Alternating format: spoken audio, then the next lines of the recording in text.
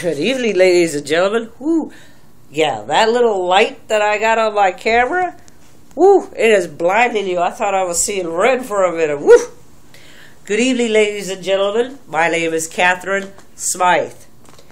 Everyday life, everyday women, everyday challenges, everyday blessings, the life we live. This is what Outspoken Woman is about. It is a reality podcast series from my project, One Voice, that really talks to women, whether you're gay, straight, bisexual, transgender, it doesn't matter. You're a woman. You belong to the clan of women. It's about the issues we face, the challenges we have. And welcome to the August 13th, 2012 podcast entitled to Collecting to Grief and Letting Go. It seems like everywhere I've been going to lately, I've been surrounded by grief. All the way from my crew members to my friends to everywhere I am going on the internet, especially on Facebook and all these other websites. But what is that about? Really, what is that about? Every day in our life, we will experience or will come to experience some form of loss. Whether it be a dream, a hope, whether you will lose a job, something happens to your car, the bloopers, what I call them, the bloopers of life where events happen. Guess what? Life happens. They never said life would be easy, only that it would be worth it. But grief and the loss of something special can also take the form of a loss of a spouse, a loss of a romantic relationship, the loss of a beloved one, such as a father, mother, sister, family members, or even the loss of a companion friend. That which you call pets. I hate the word pets. They're not our pets, they're our friends. But that's my journey. They're my friends. You know what? It's a tough road because it's a core emotion when you're dealing with grief. It goes to our very essence, our very soul, our very heart of who we are. And how we deal with grief comes in as many reactions as there are colors to the color spectrum. Fuchsia and maroon and baby blue and oyster blue. The reactions to grief is as valid as those colors that we find in the spectrums. But how you react, how you feel, your emotions, there is no right or wrong. They're valid because it's you, it's how you feel, and you should never apologize. As a friend said, get rid of your sorry shaker. That actually made me laugh. I just wasn't laughing at the moment, but that actually made me laugh. Get rid of your sorry shaker. I actually used that today on somebody. I said, get rid of your sorry shaker.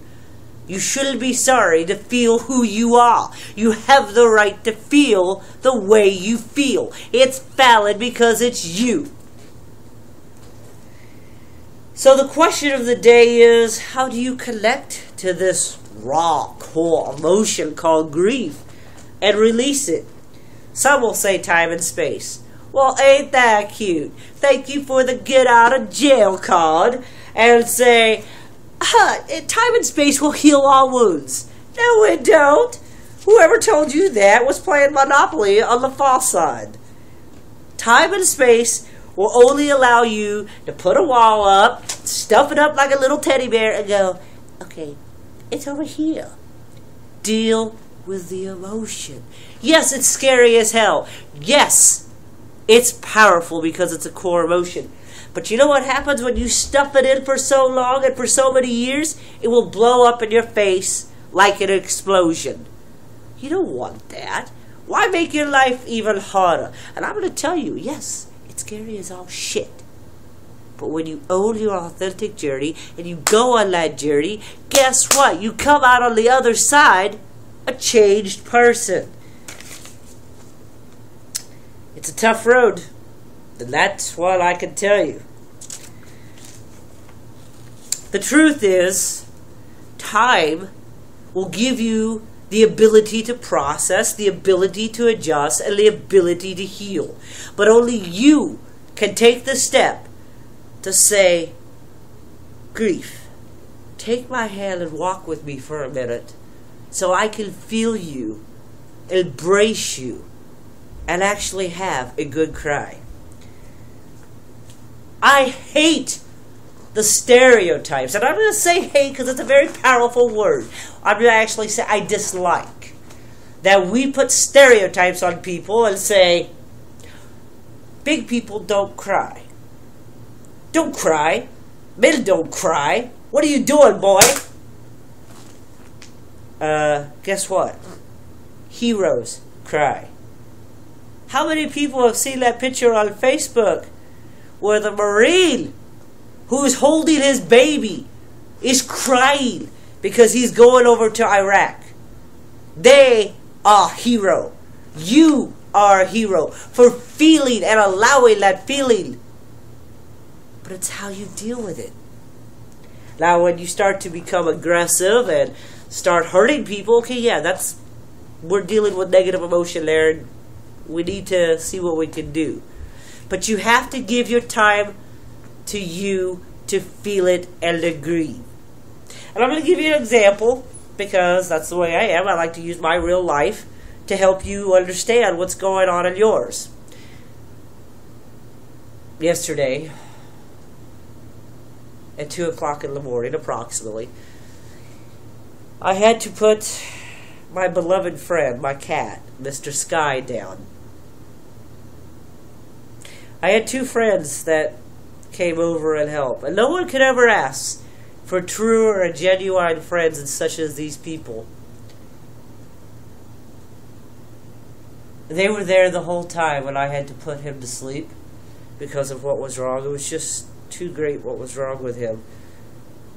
It was like the point of no return. When I actually came back home last night, I saged the house and I spoke to him as though he was here. It was like a goodbye letter. And I thanked him for his journey with me and the many adventures that we went through when we were first moving into this apartment, the fire, the flood, the many adventures of, trying to get him to stop. He'd always eat my bags of groceries when I come, but he always nibble on the bag. And I'm like, Mr. Sky, stop that. But at the end of the day, he truly was my friend. He was my writing buddy. He'd always come up to me and write when I'm writing and sit there. And even when I do podcasts, he'd be right here next to the camera watching me. Once in a while, you'd hear a meow. I sat here where I'm sitting right now, and I cried my living frickin' eyeballs out for 2 hours. I cried, and I cried. I cried over the fact that I lost my friend, that I had grown so attached to him. Sorry, I thought the camera stopped. It does that once in a while. I cried over the fact that how blessed I am to have such a beautiful 2 friends that I have, that came to my side to help me take my beloved friend. At 12 o'clock at night, they drove all the way here and supported me. You want to know what honor is? Take a lesson from these people, because we each are heroes to each other. Don't forget to be there for your friends. And I cried my eyeballs out again. I cried so hard when I was making coffee, I missed a little hole and put coffee all over my counter. But at the end of that good cry and releasing him, when I woke up today, I felt, wow. I felt like everything had been released from me. God. Everybody asked me how I was doing today, and I said I'm doing great, because I accepted the grief into my soul and cried. You'll see Different people say there are different stages of grief. There are different ways. The way you deal with grief and connect to it, that's your process. That's your journey. Just as this was my journey. But what I'm saying to you today through this podcast is embrace it. You're not alone. Turn to your friends that are trying to be there, because you have more friends than you think. And trust me, I am the master of knowing that, because for the longest time I didn't trust Jack anybody. I didn't trust Jack, I didn't trust Jill, I didn't trust that. But I learned that if you stay in the shadows, that's where you will be. Oh, and by the way, the shadows are the flip side of the light. The light's not going to come to you. You got to be willing to stand up. And even if you're having difficulty stand up and become. There's a saying by Apollinaire, and Apollinaire told his students, "Come to the edge," my students said. They said, "No, Apollinaire, if we come to the edge, we will fall." "Come to the edge," he said. "No, Apollinaire, we will fall." On the third time, Apollinaire said, "Come to the edge." And they did. And he pushed them, and they flew as eagles against the sky. I love this one.